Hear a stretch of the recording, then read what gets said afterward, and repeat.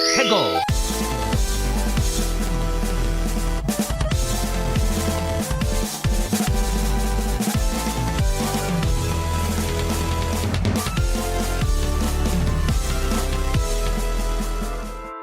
Hello and welcome to another episode of Ferret64 with me, your host, YemmytheFerret, aka Yemmy. Ferret64 is the one-stop shop for video game news, occurrences, first impressions, reviews, what's coming soon, and so much more. And we got a nice, packed episode for you today. One of those things being, I'm going to go over all my Wrapped stuff. Not my Spotify Wrapped, but like the PlayStation, Nintendo, and Xbox Wrapped. We're going to talk about God of War Ragnarok's DLC. And plenty of news stories. I won't spoil anything, I guess. But yeah, I'm going to talk about all that stuff. I have updated the timestamps in the description to have more specifics for things that I feel like are more important, I guess you could say, or things that I talk about for a little bit longer. So I do hope you appreciate me doing that. Also, I apologize for the last two final review solo videos. I accidentally did not turn on the PNG GIF ferret thing. And I had to just use the GIF, and I know it can be kind of annoying when the lips don't match up with what someone's saying. So I apologize about that. I'm going to try and do better in the future, which would be today, because we're going to talk about God of War Ragnarok for a final review. But first, let me go over the top 10 games contest. I do this every single year because obviously video games are my favorite thing in the world in terms of hobbies.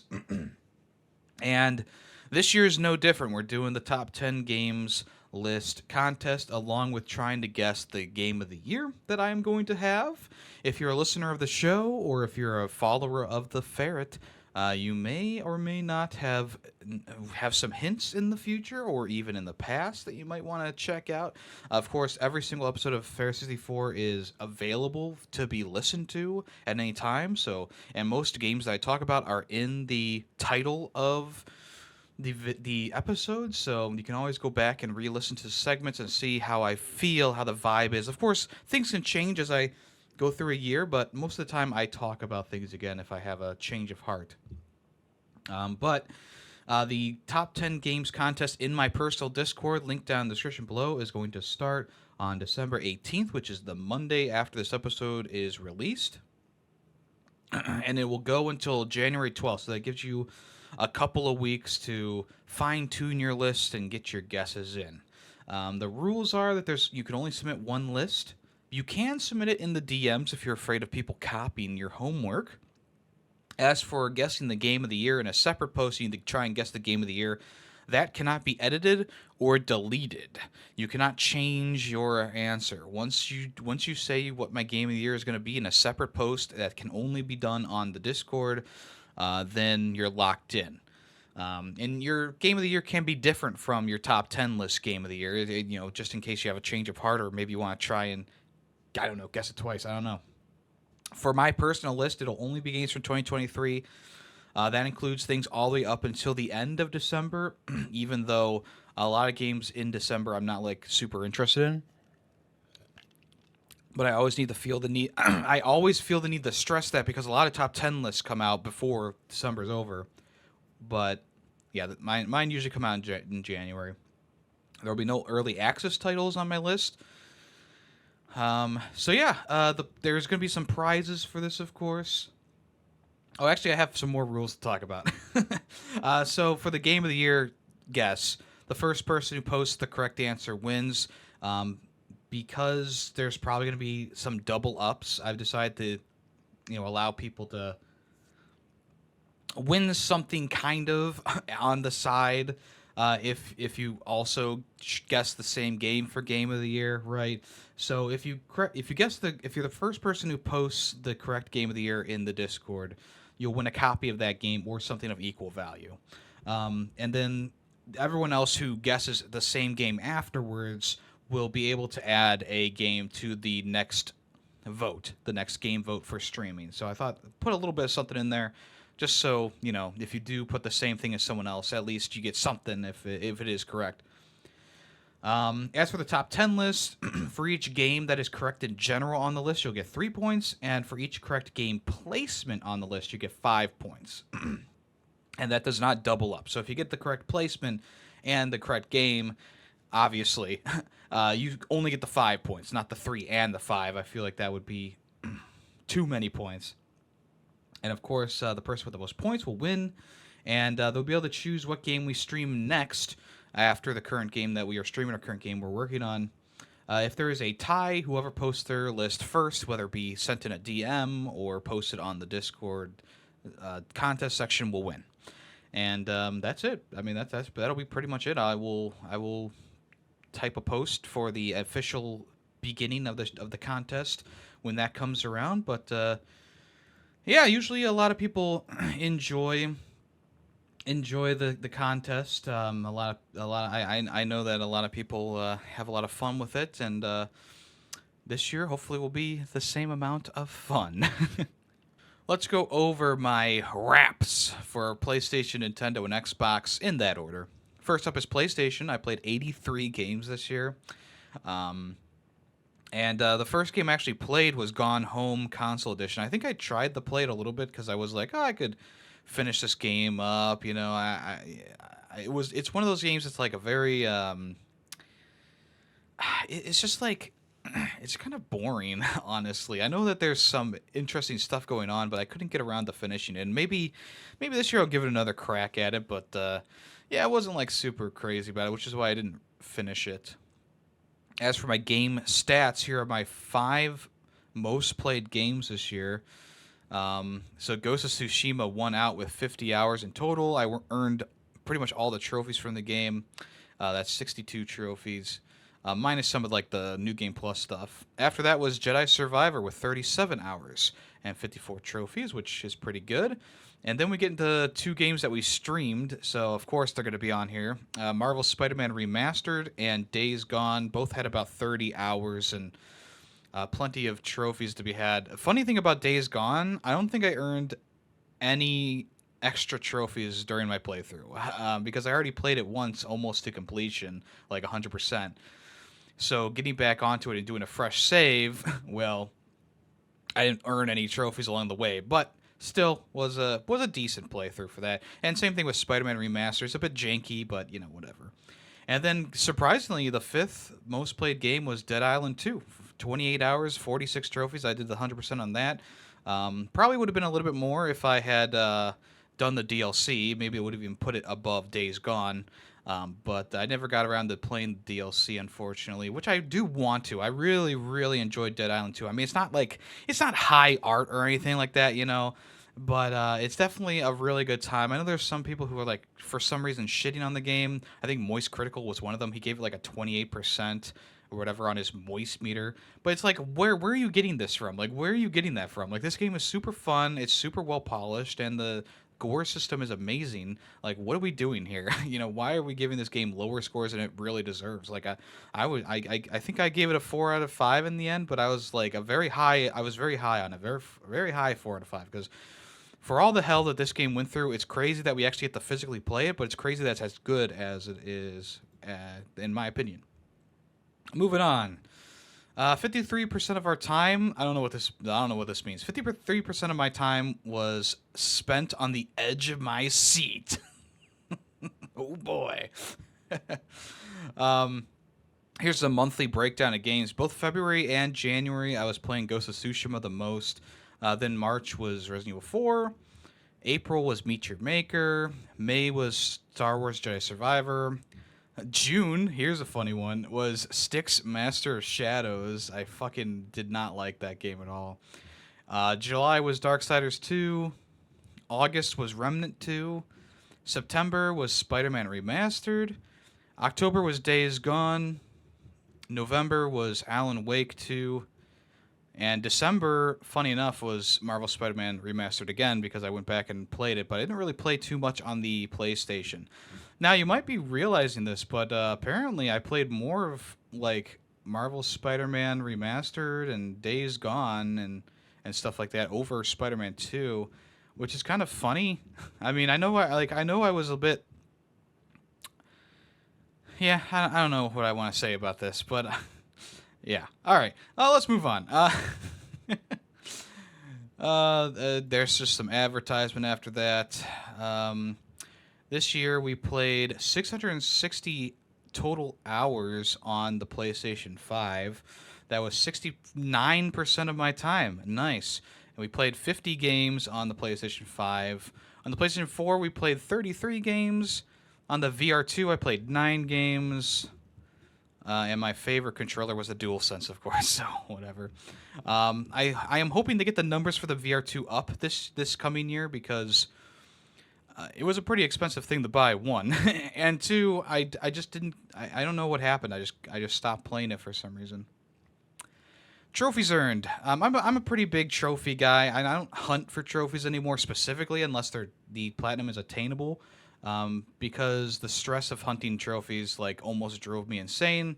But I earned 1,150 trophies this year, 11 platinums, 67 gold, and the rest are silver and bronze. But that's a pretty good. I mean, for me personally, that's pretty good. There was one year where I got like 1 platinum trophy because I was so sick of trophy hunting. And we increased 26 levels in the rankings there. We played. Wait, what? You really party up with 45 parties this year? I guess that's how many like party groups I was in. I guess. So if you go through the whole thing, the whole spiel, the whole rap thing, you get a free digital collectible at the end of it all, which is the Marvel Spider-Man Spider Bot, which is pretty cool.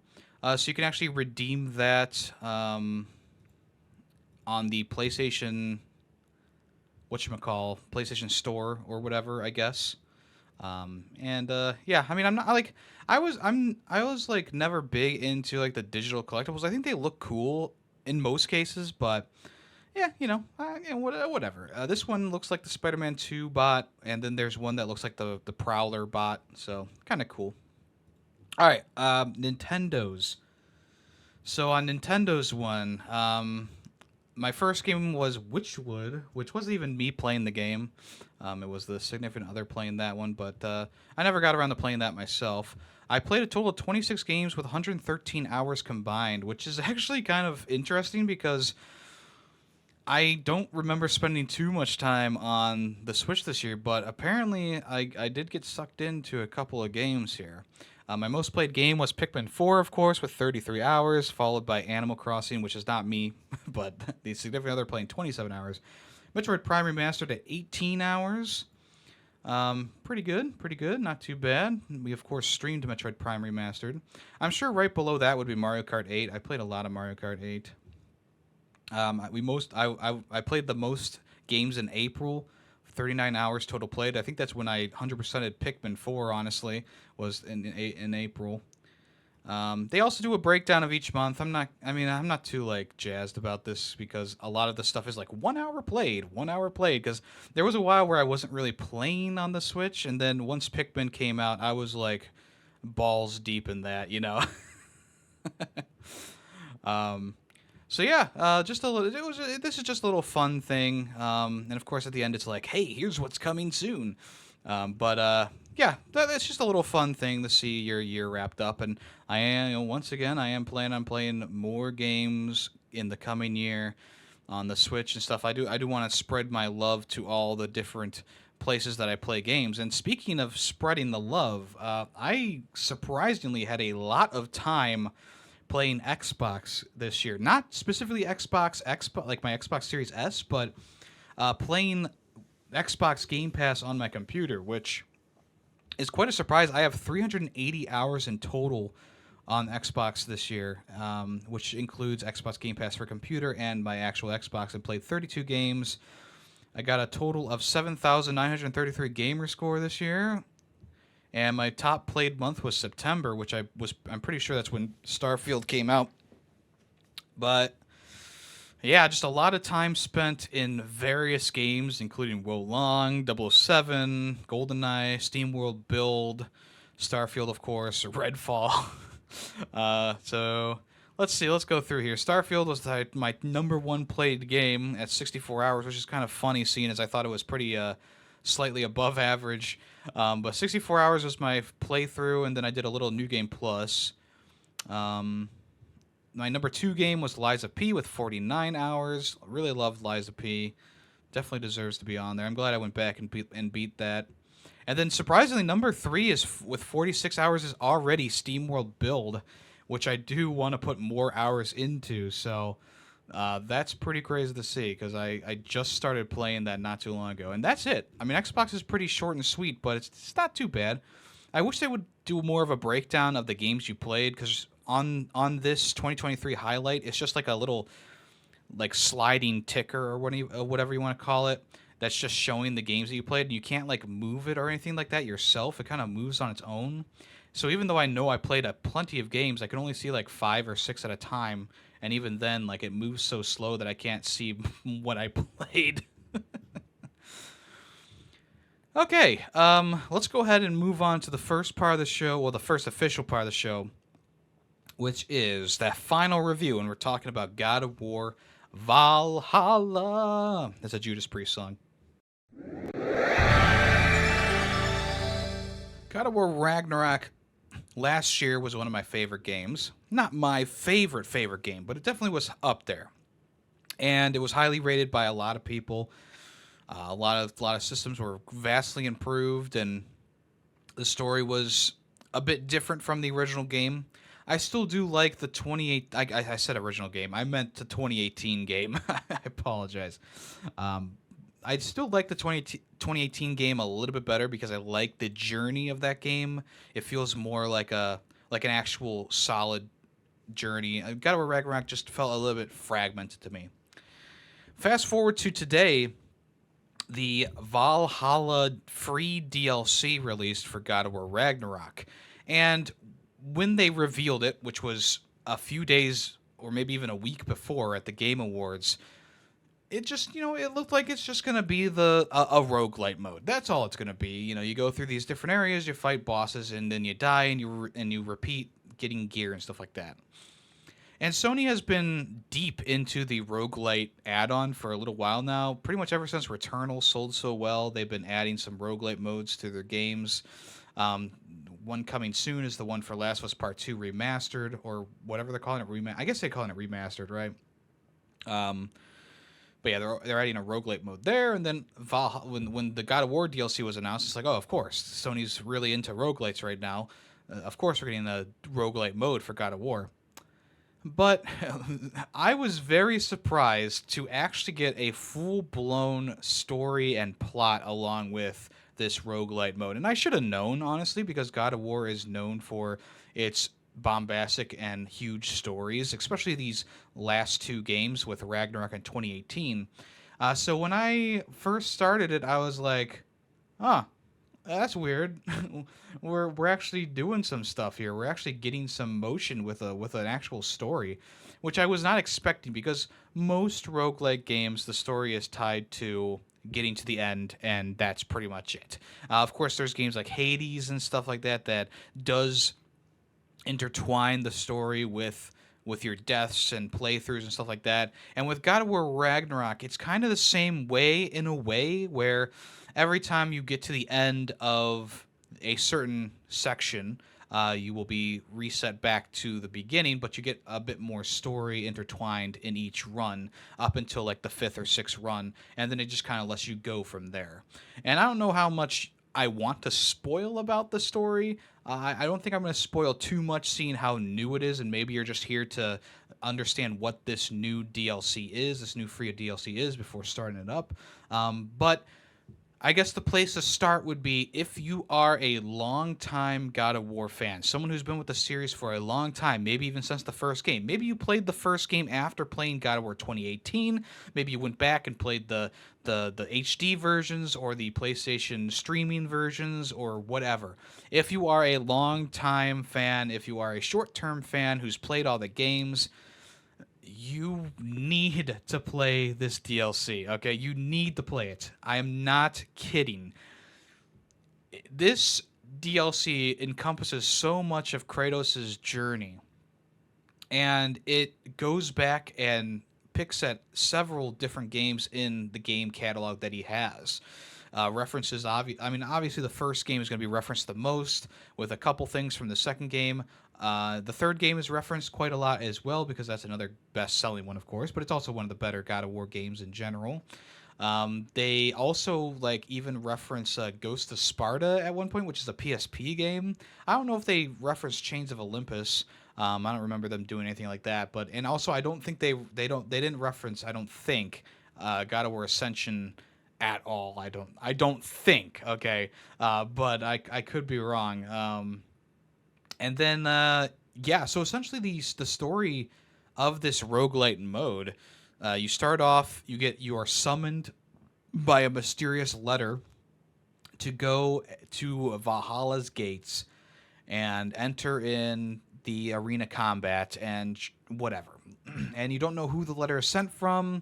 You can only assume who it's sent from, but you don't really know for sure. And once you get there, everything's kind of locked up and closed off, and you got to like force your way into Valhalla, which triggers the Valhalla rules, I guess, to cause you to be nerfed for your first playthrough. So you're not going to get too far because essentially you are no health, no runic, no luck, no no strength, and you'll probably die by like the third or fourth encounter. But it's a really cool first impression because you get in there and you're struggling and you're like, oh god, is this going to be like a super roguelite adventure where you start with nothing and then get somewhere? But of course, once you die and restart, Freya shows up with some of the oh my god, I am blanking on the names of these characters. Some of the Valkyries. Oh, man, I almost fucked up this whole thing here. Some of the Valkyries appear. One of them being Sigrun, who is dating, or well, kind of interested in dating Mimir. But that's a side story. So essentially, Freya tells you the rules of Valhalla, and then you get to kind of start building Kratos' character. So you start off with just being able to choose like which shield you're using because the shields are a bit different in the game, and then you also get to choose what Fury mode or Rage mode or whatever you get to use or you want to use, and then you go in and do your first run, and you get pretty far until you reach a point where. If you don't recall from the first game, there is a section where you are pushing I don't know if it's like a soldier or whoever. You're pushing them in a cage, and you're going to sacrifice them to get through. I think it's during like Pandora's Labyrinth or something like that. And essentially, you got to kind of do this same thing where you push this cage with a dude inside of it, and boom, bada bing. Eventually, you have to reset the run because you. I don't want to give too much away, but you got to reset the run essentially.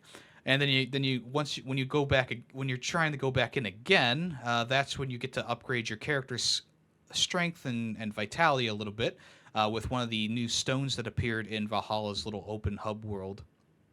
And from there, everything kind of builds from there, right? You get a new. I don't know. Actually, I don't want to say anything. Actually, I don't want to say anything just in case.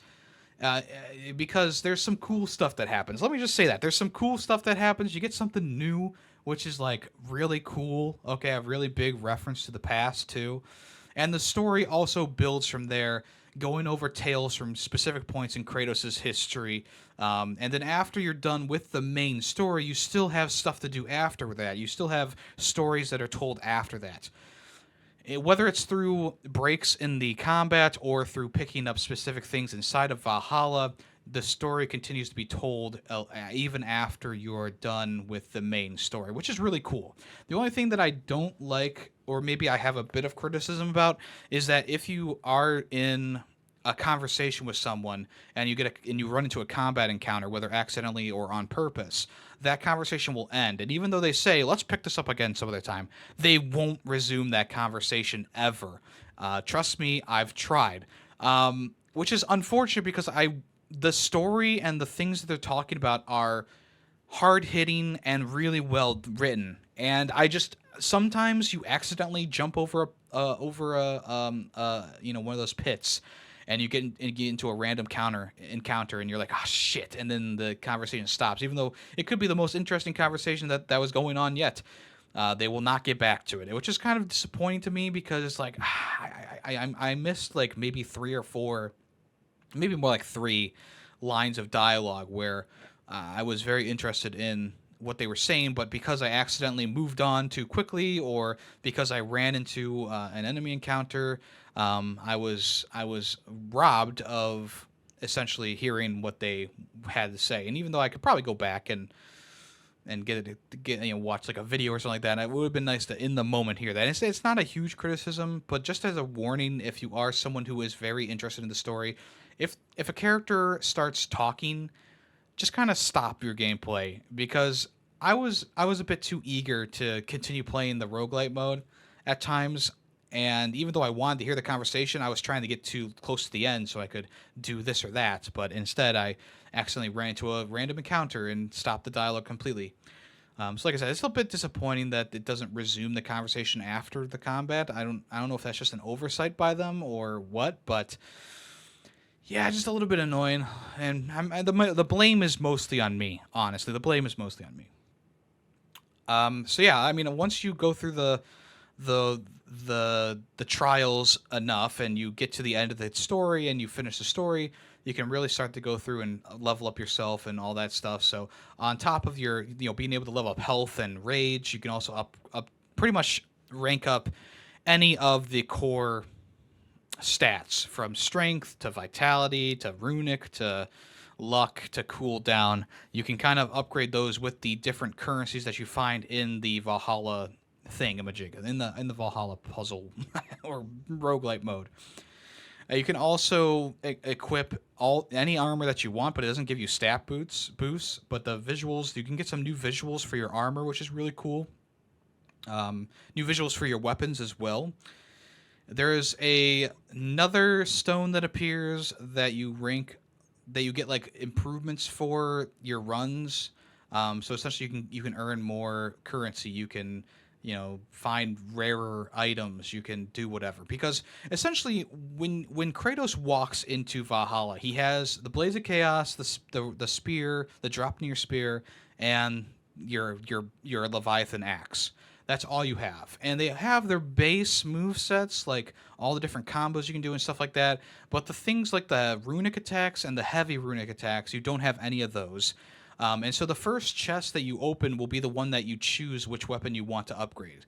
So depending on your play style, you may want to upgrade the Leviathan axe, or you may want to upgrade the Blades of Chaos. So you open up the chest, you choose which one of those that you want to do. In the next room, you get the first runic and like maybe a bonus to Kratos' character in the next room, because there's usually 2 treasure chests in the next room. And that's kind of how it is for the rest of the game, where you have different symbols on doors that'll lead you to specific chests that have things that'll help you inside of them. And you can choose to go straight to the first boss fight to get to the second level of Valhalla. If you want, you can do that right away. I always recommend building your character a little bit first before going in there. The funny thing is that when I played through the Valhalla DLCs, at least the story, I don't think I died during the story once, and I don't think that was by design by the developers. I think that's just how much, like, I really had to remember how to play the game, but once I remembered how to play the game, I went back to God form. One of the last things I did with God of War Ragnarok, which is probably what everyone did with God of War Ragnarok, there's 2 specific boss fights that are super difficult, and you just need to really hone in on your parrying and your dodging and your opportunistic attempts at attack. And that's kind of what I rechanneled, and I felt like going through the boss fights, going through these different areas, I just really channeled that again, and I didn't die during any of my regular playthroughs. I did die afterwards when I was trying to upgrade the Draupnir spear. I wasn't doing very well with it, but pretty much every other run I've done has been a successful one, which is pretty interesting, pretty cool, I guess you could say. I did get through the story relatively quickly, I guess you could say, but the end game content after doing the story is still very much worth it to go through. There's plenty of challenges for you to do. Obviously, if you want to get the 100%, you need to go through this roguelite mode plenty of times, doing various different things in the mastery challenges. Also, after you finish the main story, sometimes you will get one of the, you know how in the main game there was the that area with all the challenges to it, and you could choose which challenges you want to do, and blah blah blah blah blah. That little sword appears every so often again to give you challenges to do during your run, like kicking people out of bounds or whatever, killing X amount of enemies without getting hit, that kind of thing. And there are other challenges to do as well that you can get that are a little bit less intense, but they give you like a negative in before you get the positive. So some of them are like every time you dodge roll, you get frostbitten, or you can't use this specific thing, or this thing is decreased. Your weapon damage is decreased for 3 encounters or whatever. But then in the end you get something really good, or you get something pretty good. So yeah, that's the gist of it. I mean, it's nothing like super original per se, but it is really cool, very interesting, and I really have been enjoying my time with the Valhalla DLC. And I don't know if I'm going to get back to it after this. I played it for like 12 hours straight, and I was like, you know what? I've done the main story. I've done all the little side quests to get the rest of the Kratos' memories. I don't really feel like doing the mastery challenges. I mean, I guess I could do them if I really put my mind to it, but I just right now I just have too much that I'm working on that I want to get done before the end of the year, because next year the games don't slow down, you know. So it's like I don't know if I'm gonna get back to it, but I really loved my time with the Valhalla DLC. I do want to talk about it more in terms of like story wise and whatever, but just know that if you're a longtime fan of the series, you're gonna love this DLC story, and you're probably gonna. I mean, if you're a fan of Ragnarok in 2018, you're gonna love the combat. So you know it's a win-win all around. And for a free DLC, I wasn't expecting it to be this packed and this good. So definitely, I mean, it's free. Try it out. I would definitely recommend it. Highly recommend it. I'm giving the DLC for God of War Ragnarok Valhalla DLC, a 5 out of 5. Thank you for listening to the final review. Okay, let's move on to what have I been playing this past week.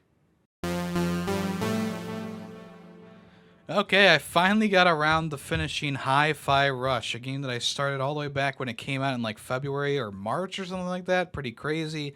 I did have to restart the game entirely because I had no clue what I was doing when I booted it back up. And it's unfortunate that it took me this long to finish the game, because it is fairly good. But I wasn't as jazzed about it as I was when we first started playing it. And one of the main reasons for that is the platforming in the game is super stiff and, dare I say, atrocious at times. There's just something about how you jump that is just so stiff, and you don't get much movement forward. So you got to do double jumps when you don't expect to do double jumps. And there's a lot of different sections where you go through, and it's just like, okay, platform here. Okay, you got to do this quickly because the platforms are moving in and out and blah, blah, blah. And even though the visual style is very cool and how the whole world just revolves around the music playing in your ears, it is super annoying to try and do anything quickly when you're platforming in this game, because the platforming, the jumping, the dashing, it's just so stiff. It's one of those things that really, really was frustrating me towards the end of it, because things were ramping up. The difficulty was ramping up, and the jumps were getting more difficult, and I was losing my mind. Like, am I just terrible at this game? No, it can't be me. It has to be the game, right? But that was the main thing that I really just did not like about the game, was the platforming sections.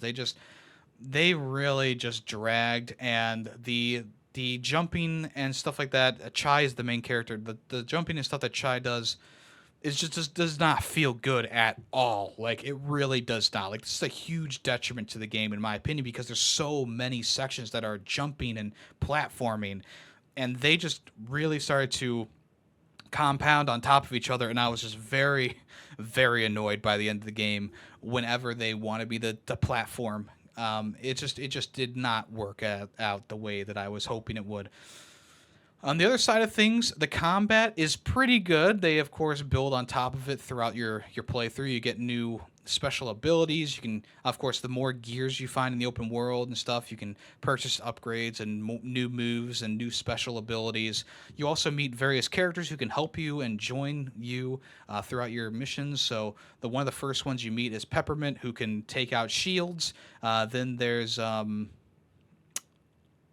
fuck, I forget his name. The green guy, the big green guy. He has a lot of green attached to him.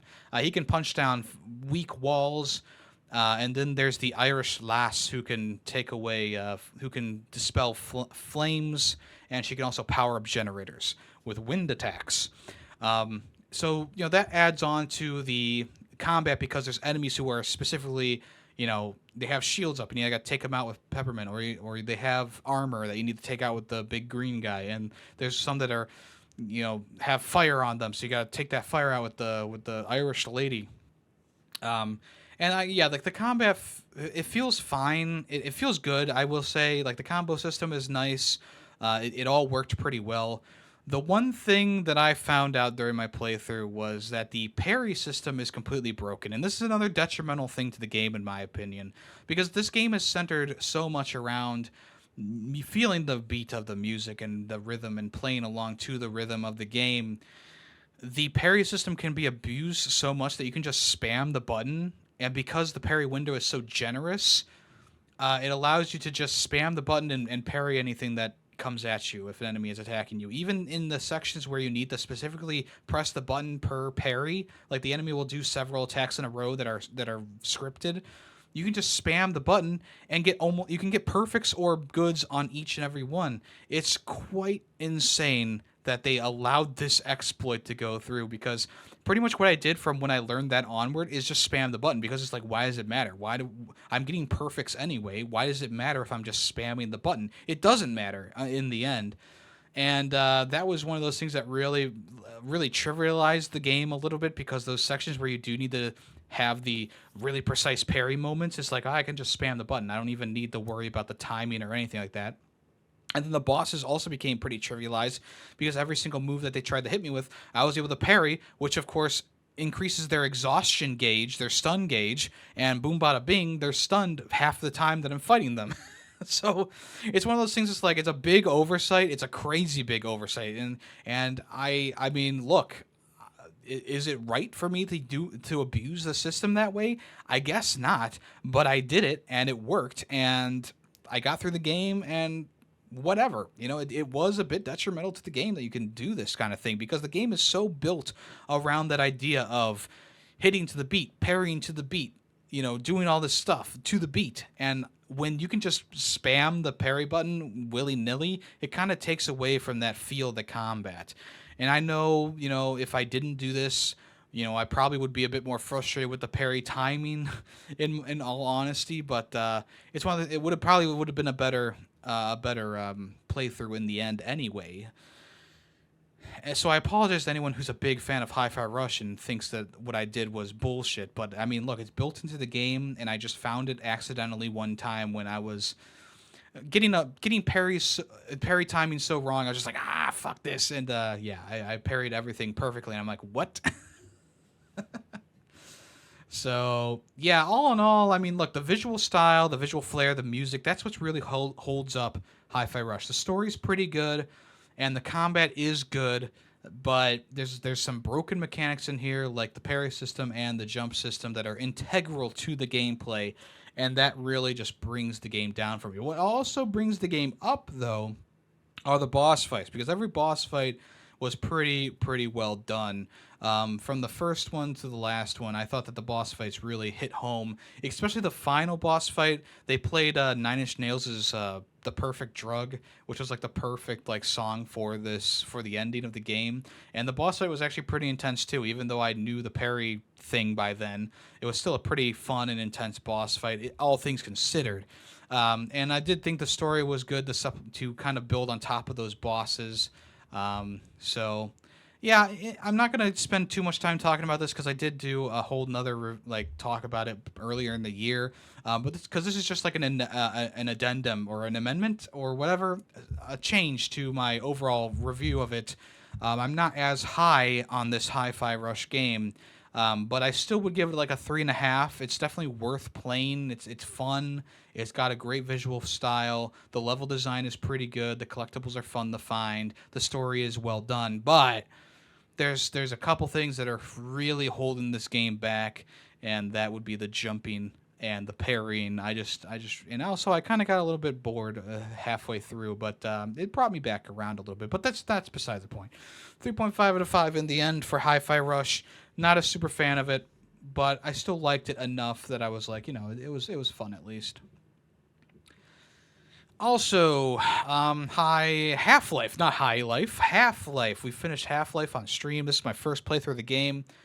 It was decent. Like, I can definitely tell why it's a revolutionary game. Obviously, there's so much going on. But in the end, it was a bit frustrating sometimes with the level design, the obscurity of some solutions to the getting through some things in the level. And then also the platforming. Wow, this is a theme today. The platforming in the game was very slippery, very weird. Like, I don't know why it was so slippery. It doesn't make any sense to me. Climbing up ladders was atrocious, and platforming was atrocious in general. But once again, I understand why the game was so well loved and so well received. Like, I still enjoyed my time with it. Don't get me wrong, but yeah, there were some things that I felt like, yeah, maybe that was a bit too, maybe that was a bit too obscure, or maybe that was not super amazing. And I definitely did not like the slipperiness of Gordon Freeman in the game. Like, it just doesn't make any sense that he's so slippery to control. So in the end, I'm going to give it a C tier. I think that's good, but not better than the Half-Life 2. And it's definitely worth playing. It's definitely worth trying it out and seeing how it is. I mean, they've been updating the game constantly since I installed the game, so they're definitely doing tweaks in the background. I don't know how much they're tweaking, but because, you still want to keep that core game intact, It's a classic. You kind of want to keep that intact, but whatever.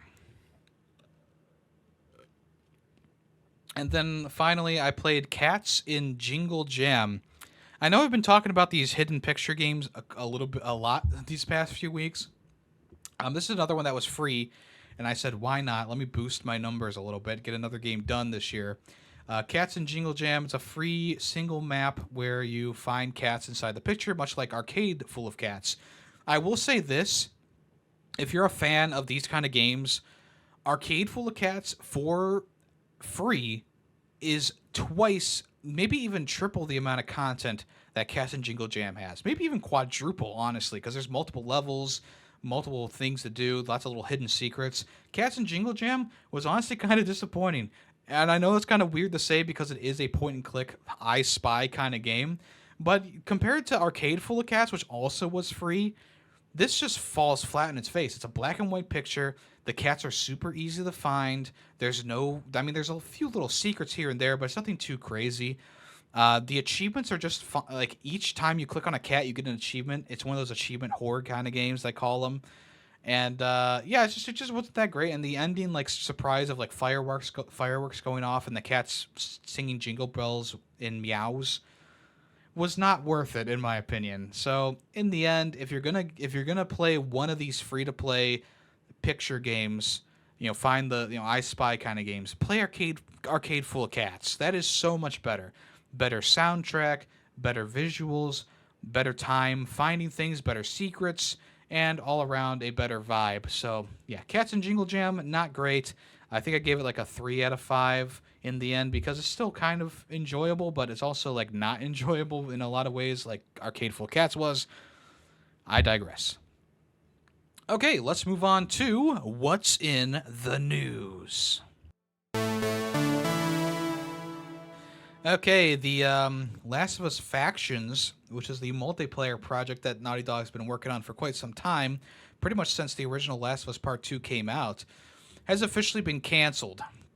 There were questions about whether the game was still being worked on for quite some time, but now it's official that the game is completely kaput.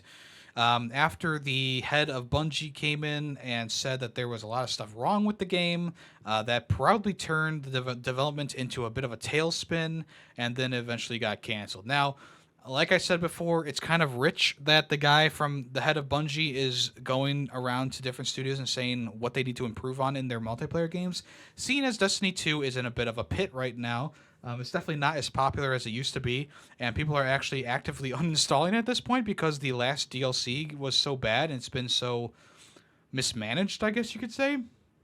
But anyway, in a post on the official website for the game, they said that they've made the difficult decision to stop development of the game in general. We know this means this news will be tough for many, especially our dedicated Last of Us Factions community, who have been following our multiplayer ambitions ardently. What does that mean? I don't know. We're equally crushed at the studio as we were looking forward to putting it in your hands. Um, so they were talking about how the full scope of the project was only fully realized during the tail end of the production, which is kind of crazy. The developer had one of two paths by the time that they were going to be shut down: become a solely live service game, or continue to focus on single player narrative games that have defined Naughty Dog's heritage. And they chose to step into the single player part of their studio instead of the multiplayer part. Now, multiplayer experiences in Naughty Dog games have not been amazing per se, but a lot of people liked the Last of Us 1's factions mode or multiplayer mode. And I know that there was a good amount of love around the Uncharted 4 multiplayer, which I myself played a bit, and it was kind of fun. They also said that they are immensely proud of everyone at the studio that touched the project. The learning and investments in technology from the game will carry into the development of our projects and will be invaluable to in the direction as that we are headed as a studio. They also said they have more than one ambitious brand new single player game in the works, and they cannot wait to share more with us in the coming years. So yeah, I mean, Sony has been shuttering a lot of multiplayer games recently.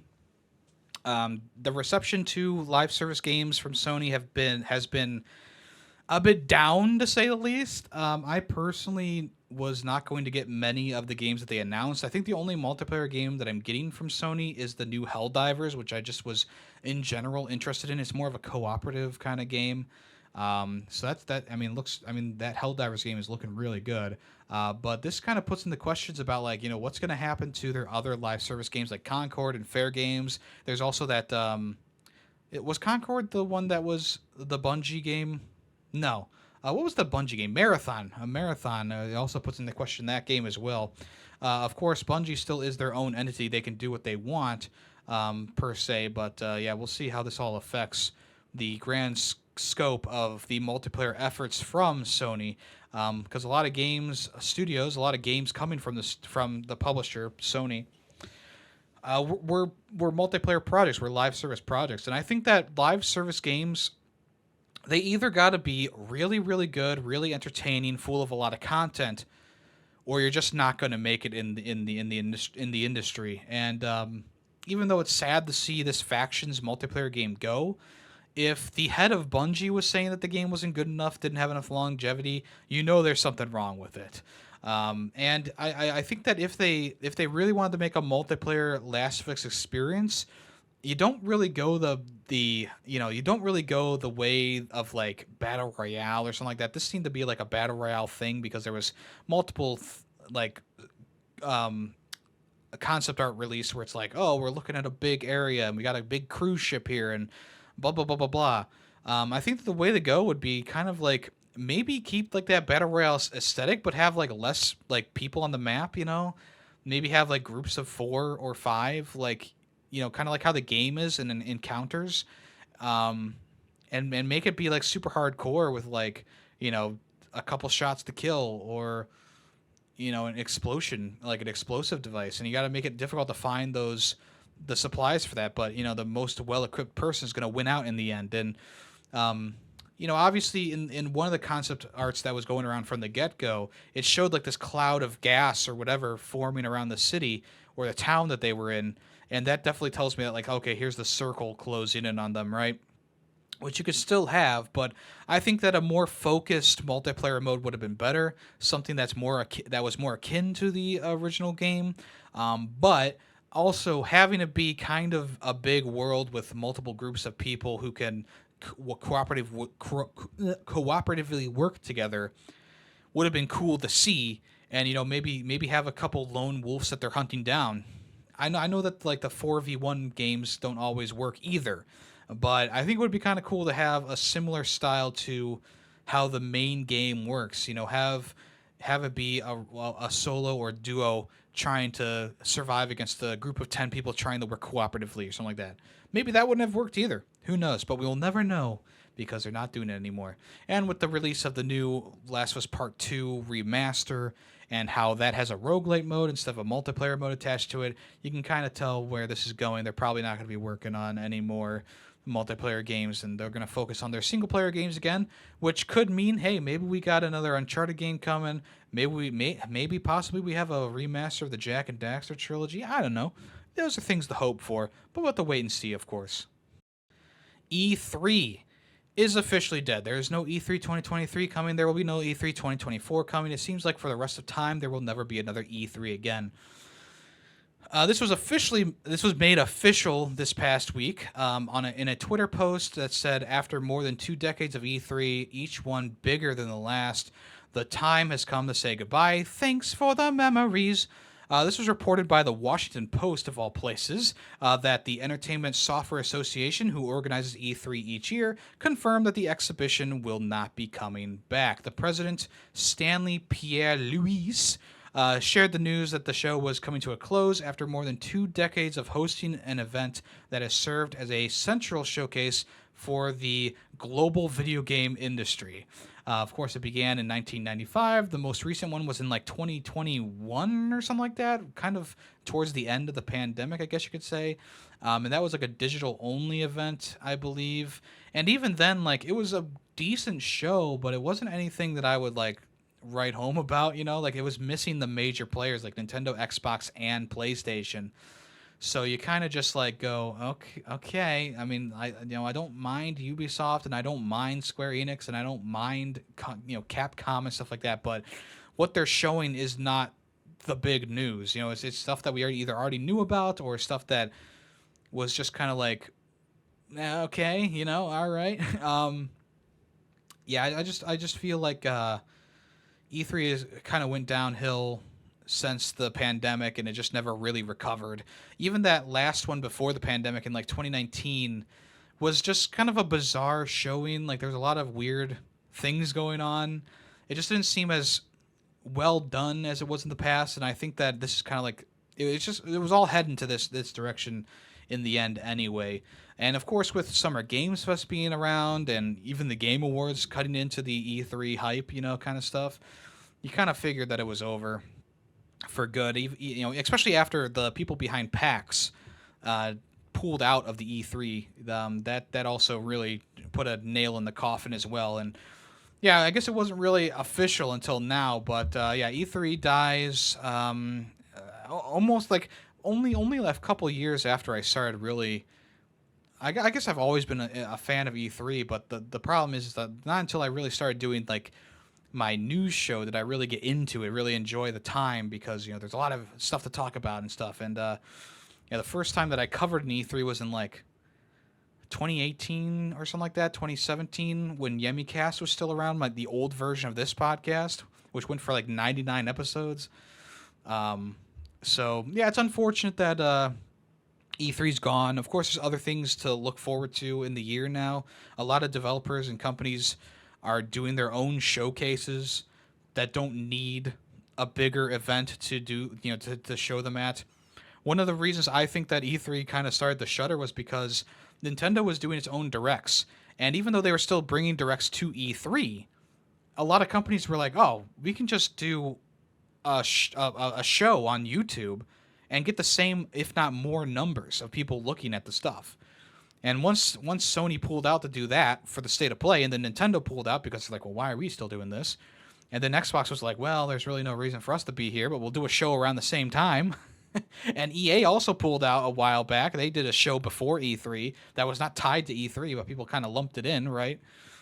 And in the end, in that last E3 conference, there was like a couple of big names in the development circle, but then there was also like the Verizon one. The Verizon gaming show, and it's like, okay, I think we've kind of reached our peak here. So in the end, it's sad to see it go. Obviously, there's a lot of cool stuff But it really was a product of its time. The most hype that this event was back in the 90s and early 2000s.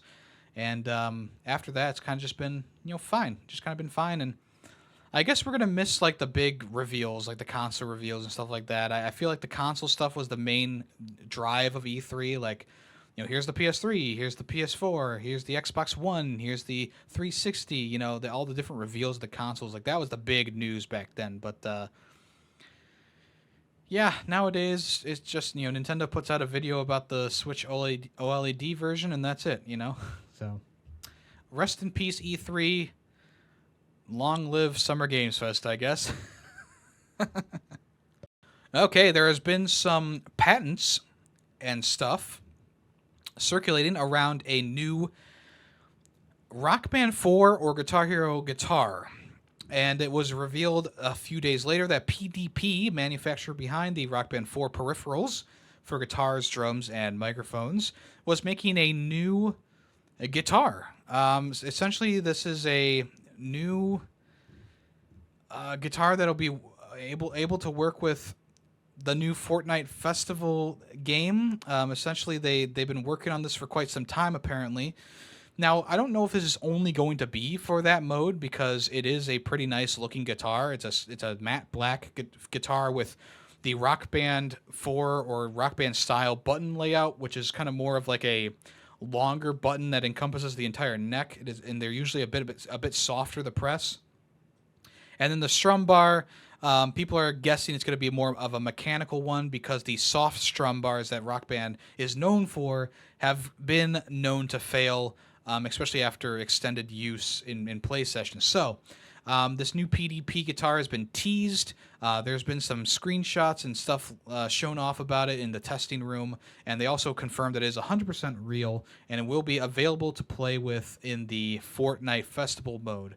Now, a lot of people are wondering, will it work with Clone Hero? Will it work with Rock Band 4 on the PlayStation or Xbox? Will it work with Guitar Hero?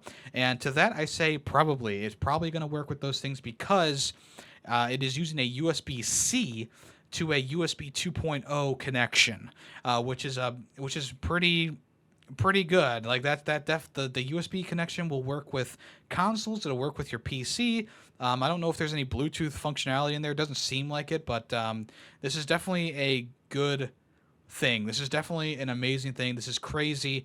Now, I don't think this means that there's a new Rock Band or anything like that coming out, but you'll be able to use this for Clone Hero, which is about as good as you're going to get right now. And if you have been enjoying the Fortnite Festival, they're probably going to try and get this guitar out within the next year to really capitalize on that. And I do know that the Harmonix people were behind the Fortnite Festival.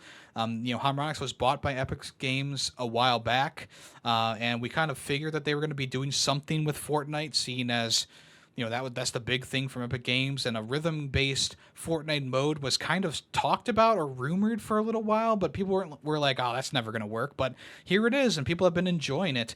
It's a bit pricey for to buy some of the songs, but for the most part, it looks good. I mean, it reminds me very much of Rock Band because the notes you hit are squares instead of circles. The track is very Rock Band-esque, so this definitely is a Harmonix joint from the get-go. This new PDP controller is definitely going to fly off the shelves. So as soon as pre-orders become available, I'm definitely going to be pre-ordering one. Hopefully it's not going to be too expensive. I'm guessing it's going to be around $150, I want to say. But I guess we'll have to wait and see. I'll give you more information about this when it is available. Death Stranding and Hideo Kojima are partnering with A24, which is known for their blockbuster hits, I guess, as of late, including Everything Everywhere All at Once, Uncut Gems, Lady Bird, Hereditary, Midsummer, and Whiplash. So Hideo Kojima actually went to A24, and they have actually partnered to bring a Death Stranding movie adaptation to the big screen. To celebrate the event, there's a new A24 logo shirt in the style of the Death Stranding logo, which has like the strands coming off of it, for about $40 on the A24 website, which is, I mean, it looks pretty cool, but it's a bit pricey in my opinion. Kojima will not be involved in terms of like directing, but he will be involved in the producing, supervising, plot, look, design, and content of the film adaptation. So that means he's going to have his fingers in a lot of different places. Now, whether that's going to be a good thing or a bad thing is yet to be seen. But the main thing that I do know that they're going to have to do for a Death Stranding movie is to really condense down the story. They're probably going to focus on that really great storytelling that Hideo Kojima is known for. But there's going to have to be a lot of fat trimmed from it. And that's one of the things that I don't know if Kojima is going to want to. Maybe there's going to be a Kojima version released that's like 4 hours long, and then the theatrical version will be like 2 hours long or 2.5 hours long. Like, it's one of those things. It's like we're going to have to really wait and see on this one. Yeah, if you want to check this out, the pretty interesting article, and also the shirt, kind of cool, but not $40 kind of cool. And continue with Hideo Kojima and Death Stranding, there's a new documentary that's going to be coming out on Disney Plus of all places, where they talk about the how Hideo Kojima formed his own development studio after Konami, the whole business with Konami, and then how where he started with Death Stranding and how he did that, and then they're going to also touch on the sequel planned for the future of Death Stranding as well. So I believe that this premiered at the Tribeca Film Festival this last summer. The documentary is officially going to be released in spring of 2024 on Disney Plus. If you want to check that out, looks like it's going to be pretty interesting. This is like a bit of a first for this kind of thing. A documentary based around the Hideo Kojima. That's pretty fun. That's going to be pretty fun, I think. In addition to detailing the industry's icons' influences and thought process, it will also include shots from the early days of the independent studio, memories of his childhood, and the creative journey. So, should be a pretty interesting watch. If you want to check that out, like I said, spring of 2024, that's when Hideo Kojima Connecting Worlds, the documentary, comes out. All right, we got some games losing their online connectivity, and some games are going to be delisted in general. One of those games being The Crew. Now, The Crew 2 just came out, the first Crew, or maybe The Crew Motorfest just came out. So the first Crew game is officially going to be shut down on the 31st of March, meaning that the game is pretty much going to be unplayable because I believe it is like an online-only experience. The game originally came out in like 2014 or something like that. And the developer behind the game came out in a statement and said, "We understand this may be disappointing for players still enjoying the game, but it has become a necessity due to the upcoming server infrastructure and licensing constraints. Decommissioning the game, and especially our first one, is not something we take lightly. Our goal remains to provide the best action-driving gameplay experience for players, and to deliver it, we are continuing to provide new content and support for The Crew 2 and recently launched The Crew Motorfest." So this isn't super surprising, seeing as this game is very old and there's probably not many people still playing it. But it is sad to see this game go, especially because it is the first game from the studio under Ubisoft's banner. And it's sad to see any game just get completely delisted, unplayable. So there you go. The Crew is being decommissioned on March. What did I say? March 31st. Other games being shut down this coming year. Assassin's Creed 2's online servers will be decommissioned on the 25th of January, along with Assassin's Creed Liberation HD. Various F1 titles like F1 2011, 2012, 2013, 2014, and F1 Race Stars are going to all be shut down on the 21st of March. Madden NFL 20 is going to be shut. The online service is going to be shut down on April 15th. Micro Machines World Series will be shut down on the 21st, along with Rocket Arena. And then Tom Clancy's Splinter Cell is going to be shut down on the 25th of January. And WWE 2K22 will be shut down on January 3rd. So that's a pretty crazy list, I guess, of games there that are being shut down. If you need any of the online stuff for those games, play them now while you still can. There's probably no stopping this one. Bethesda has come out and said that the PS5 and Xbox Series X version of Fallout 4 is going to take a little bit more time to work on. In a Twitter post, they said, "Thank you for your patience with us as we work on the Fallout 4 next-gen update. We know you're excited, and so are we, but we need a bit more time and look forward to an exciting return to the Commonwealth in 2024. Now, I had actually forgotten that this was being worked on in general because we haven't heard a lot about it since like its reveal back in I don't know when. 2022, I guess, the official announcement came out. I totally forgot about this. But yeah, essentially, this new version is going to have new Creation Club content, a 4K mode, and various bug fixes. The game would also run at a higher frame rate as well. So yeah, it looks like they're still working on it, and yeah, I mean, just gotta wait for it, I guess. Hopefully, it's not gonna be a full price game because, like, you know, the original game's super old at this point. So we'll see what comes of this. But as of right now, it is not. It is not coming until 2024 at least.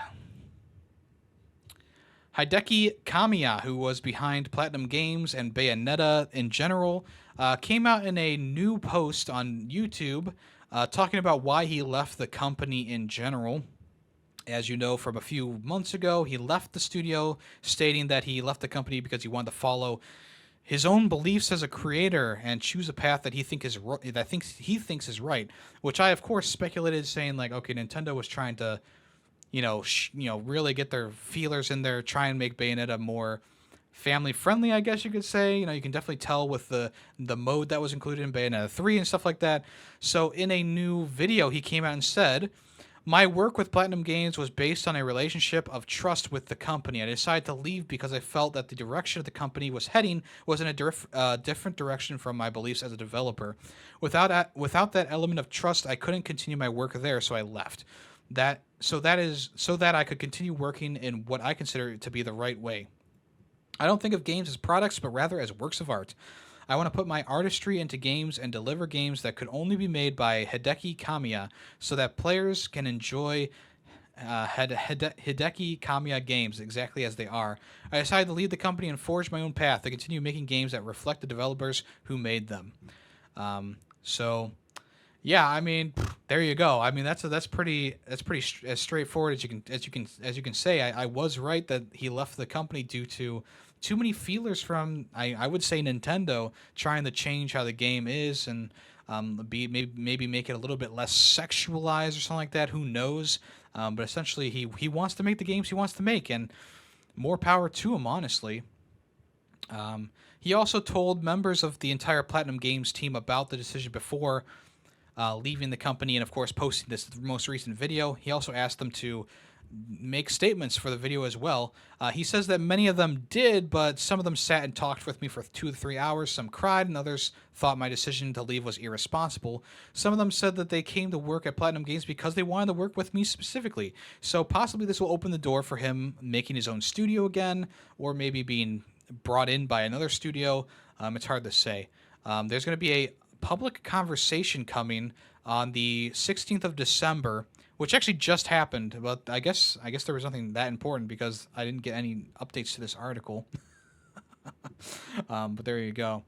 For those looking for a potentially new game from Kamiya, he says, "I have absolutely nothing to announce, really. I'm just an unemployed person right now." So that's kind of funny, but yeah, there you go. There's the real reason why he left Platinum Games, and hopefully in the future we'll see some more stuff coming from him because his games, say what you will about them, they are stylish, and we'll see how Bayonetta fares without him at the helm. Okay, so this year has been the year of layoffs and closures of studios, and Free Radical, the developer behind Time Splitters, has officially closed down this past week, marking another one in the closures of studios and layoffs of people. They found out about the closure on the 11th of December, which was the same day that they took their last day, which is pretty crazy. A lot of staff came to social media and said, "Hey, this is bullshit." Some of them were more, of course, amicable, I guess. One of them said, "It's an honor. It's been an honor working with these lot for the past year. All of them are amazing and talented individuals that made working here so much fun. I'd like to say goodbye. Wishing you all the best," says Alex Tang. And there's a lot of people reminiscing about the company. And also the official website was closed down the same day as well. Now there's a 404 error on the page. So they literally just shut the doors on the studio and then closed everything about them. Yeah, it's crazy. You know, it's absolutely crazy. This year has been such a shit year for for companies just laying off tons of people. There's been over 6,500 layoffs this year. People without work anymore, which is crazy, absolutely crazy. I know people were expecting like Jeff Keighley to say something at the Game Awards, but I think at that point, those Game Awards are a bit too corporate centered to talk about that kind of stuff. But I will say it right here and there, right here, that it's bullshit that all these people are losing their jobs. Not only are we missing out on plenty of games that we have been excited to hopefully see again, like Time Splitters and stuff like that, but it's also really disappointing that these people these companies seem to think that the people in the studios are just so replaceable or so not worth investing in that they just throw them away to save a couple bucks. You know, it's crazy. It's absolutely insane. This is an unprecedented amount of people without jobs this year. 6,500 plus people have been laid off this year.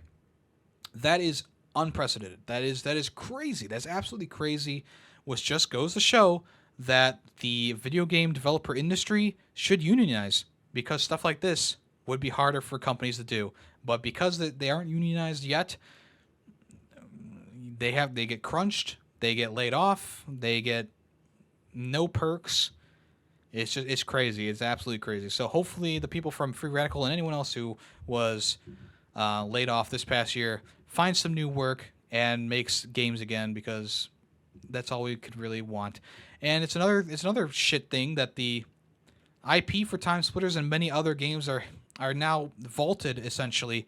We're never going to see them again because the studios have shut down that have been developing them. And if we do see them again, it's probably going to be a different studio taking the reins. So, yeah, not my favorite thing ever. Okay, let's move on to the What's Coming Soon segment of the show.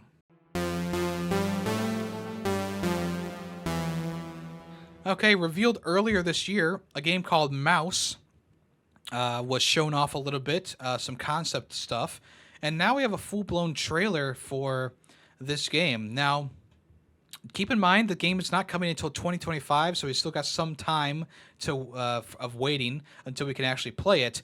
But the gameplay trailer that they showed off on IGN's YouTube channel is absolutely incredible looking so far. Not only is the art style just so good, like it's got that old like Mickey Mouse type style, cartoony type style, but it's got like that crazy like boomer shooter kind of gameplay.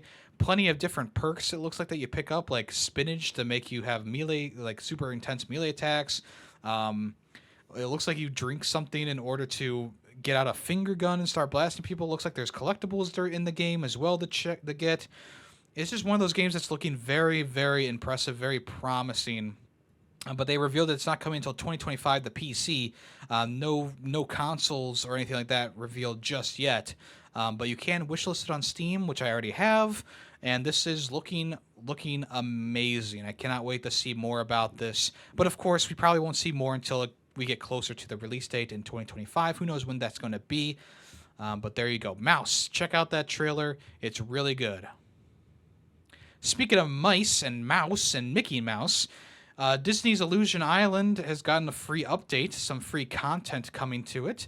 The update is pretty much a speedrun mode. There's 12 levels that have been reimagined or retooled to be speedrun centered. So you can race against your friends or solo to get some, some best times. I don't know if this actually rewards you with anything, but the Keeper update is available now if you want to check that out. It's a fast-paced new experience where you need to beat the clock and show off your parkour skills in new challenges. Sounds like it's going to be kind of fun. It doesn't cost you anything extra to do, so that's also another nice thing as well. So there you go. Potion Craft. It's been it was kind of shadow dropped, I guess, on the PlayStation and Switch recently. Essentially, Potion Craft, I think, was already available on Xbox and PC, but the PlayStation and Switch versions just randomly dropped like on December 13th or something like that. The first place I saw it was on the PlayStation Store itself. I was skimming through the new games, and I'm like, Potion Craft, that just came out. That's kind of crazy. Right now, if you buy the game on Switch or PlayStation, you get 10% off until December 19th if you want to check that out. Tiny Build is the developer. They shadow dropped the game on like the 13th of December, like I said. The potion making game was originally revealed to be coming to Switch and PlayStation in like spring of 2023, but obviously that didn't happen. So now the developer has released the game, and it seems to be working pretty well. In this game, you mix potions and stuff like that to solve problems with the citizens of the village that you serve. It's a very nice art style. It's a very chill kind of game. It's been on my wish list on Steam for quite some time, but I never pulled the trigger on it. It's a pretty cool little game, and I'll check it out eventually. Let's talk about Switch games. Pajama Sam 3, You Are What You Eat, From Your Head to Your Feet, and Freddy Fish 4, The Case of the Hogfish Rustlers of Briny Gulch are both coming to Nintendo Switch in the near future. These are classic point-and-click adventure games. The other ones are already available on the system as well, but now reading Pajama Sam 3 and Freddy Fish 4. Those will be available on the 21st of December on the eShop for $14.99. I believe it's like a dual pack, I believe. There's a 20% discount until January 5th next year. So if you want to check that out, those will be available soon. In the Pajama Sam 3, he'll chase down some snickering cookies, only to find himself in the mix of a food squabble. The fats and the sweets are taking over Mop Top Island, and an emergency peace conference has been called, but 4 of the delegates are missing. Okay? And in Freddy Fish 4, Cousin Calico's prize-winning hogfish have been fiendishly fish-napped by some rowdy hogfish rustlers. Always the brave adventurer, Freddy and Luther go off to find the rustlers' secret hideout, rescue the hogfish, and wrangle those rambunctious rustlers. So there you go. If you want to check those out, if you're fans of these games, they will be available soon on the 21st of December on the Switch. I don't know if they're going to be on any other platform, but right now I just know about the Switch version. These games, of course, touch a lot of people in the childhood. A lot of people loved these games back in the day, and you can get another chance to play them soon. A game called Chico and the Magic Orchards DX is coming around on December 29th for about $5. This is a game heavily inspired by Link's Awakening, the Game Boy Color version, I guess you could say, where you play as Chico, a chubby-cheeked chipmunk who stumbles into a portal in the forest and is transported to a magical world. He then finds giant walnuts, but getting them home won't be easy. So you'll need to solve problems and challenges across a variety of unique levels, gather a horde of giant walnuts, and help Chico get back to his forest. There is a unique dual mode gameplay style where you'll have to really use your nut to crack these worlds. Alone, Chico can jump over obstacles and push wall switches. If he has a walnut, he can roll it over spikes, bounce it off of walls and bumpers, and more. Find a way to get the walnut through to the end of the level with you. Each world introduces a unique new mechanic that will test your brain and your skills. Kind of reminiscent of the Talos Principle, honestly. But yeah, this looks really cool. Very stylish, like very Game Boy Color-esque. Definitely check this out if you're a fan of like The Legend of Zelda or Game Boy Color games, I guess, in general. This one's looking pretty good. The soundtrack's pretty bumping from the trailer that they showed off on their YouTube channel, Daycon Games. So if you want to check that out, there you go. Looks pretty cool. Chico and the Magic Orchards. Power Wash Simulator got a free festive update this past week. Essentially, this is a Christmas-themed level set, I believe. I think there's a couple levels in there where you essentially are cleaning a house that has been either destroyed by the Grinch or a Grinch-like creature or Santa, maybe. But essentially, you're cleaning like Christmas trees and Christmas ornaments and stuff like that. Or maybe you're inside of Santa's workshop for one of them, maybe. But yeah, essentially, these are pretty beefy levels. Lukester, friend of the channel, said that the first one took him like an hour or so to do. So that's a pretty beefy level to get done. So it's a pretty good sized DLC, I guess. It looks like you also get a unique power washer, which is kind of like Christmas themed. There's over 500 things to clean in one of the levels, which is pretty good. So yeah, I believe this is a free DLC, and then you also get some holiday themed cosmetics. So there you go. If you want to check that out, it's available now. Xbox has confirmed some games that are coming in 2024 to the Xbox Game Pass. So one of them is called Go Mecha Ball, which is a twin-stick shooter roguelite type game. You'll blast your way through arcade-style levels using pinball-style physics mixed with an arsenal of devastating weapons. Defeat waves of enemy boss, battle big bosses, and upgrade your mech between runs. Looks pretty cool, I'm not going to lie. This actually looks really cool. So this will be available on January 25th, Go Mecha Ball. And then on the 15th of February, Plate Up, the console version, is going to be available to play on Xbox Game Pass as well, which is pretty cool. If you don't know what this is, it's a roguelike restaurant kind of place, restaurant kind of game, where you cook and serve dishes and decorate your restaurant, expand your kitchen, and try and get your stuff out as quickly as you can. It's a pretty cool kind of game. Definitely fun to play with friends if you want to check that out. Those are the only two games so far, I believe, confirmed for 2024 for Game Pass. And then here are 19 games coming to PlayStation Extra and Premium this coming week in December.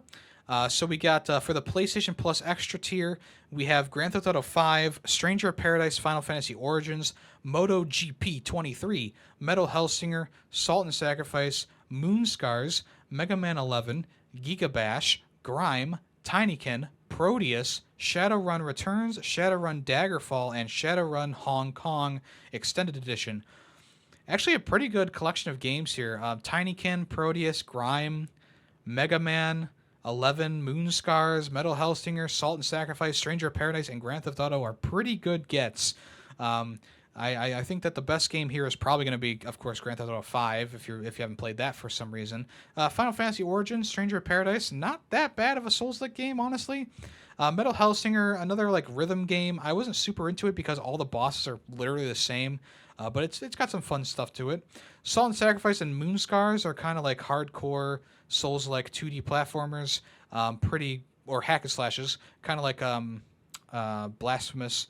Mega Man 11's 2D. It's the newest Mega Man game. It's pretty good. Grime, another 2D Souls-like game, was really good. Tinykin is a Pikmin kind of game where you have the little Tinykin guys and do stuff with them. And Proteus is like a Doom first-person shooter, boomer shooter kind of game. Pretty cool as well. And then the PlayStation Plus premium games, Mega Man Collection 1 and 2, Legacy Collection. Mega Man Legacy Collection 1 and 2, both were available on the PS4.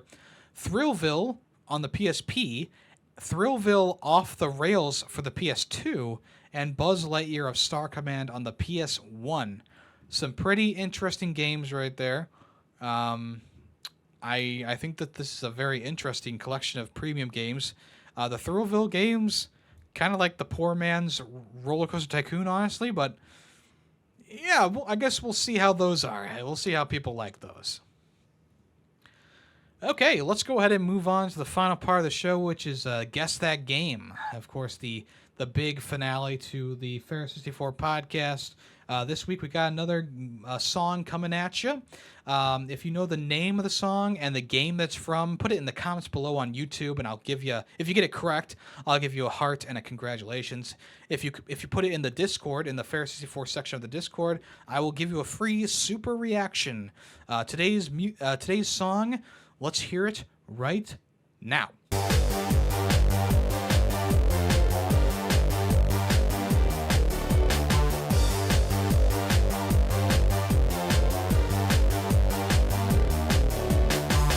Okay, once again, if you know that song name and the game it's from, let me know. All right, folks. Thank you so much for listening to this episode of Ferret 64. I do appreciate that. If you want to check out anything else I do, it's all at YemmytheFerret, whether it's on Twitch, YouTube, Twitter, etc. We stream on Monday, Tuesday, Thursday, and Saturday.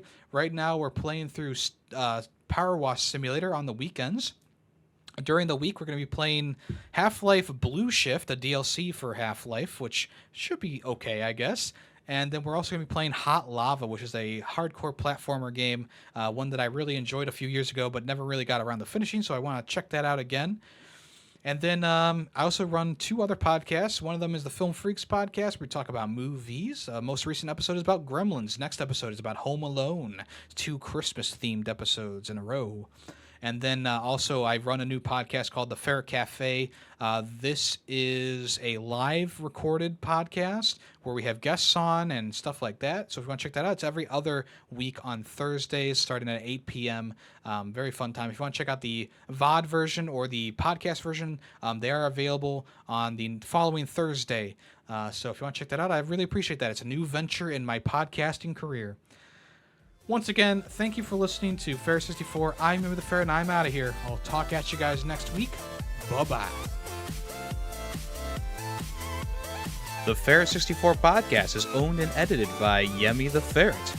The song Nightshade, used in the intro and outro, is owned by Adhesive Wombat. Small sound clips during the podcast were made by YemmytheFerret. News sources include NintendoLife.com, PushSquare.com, and PureXbox.com. All opinions video game related are my own. Thank you for listening.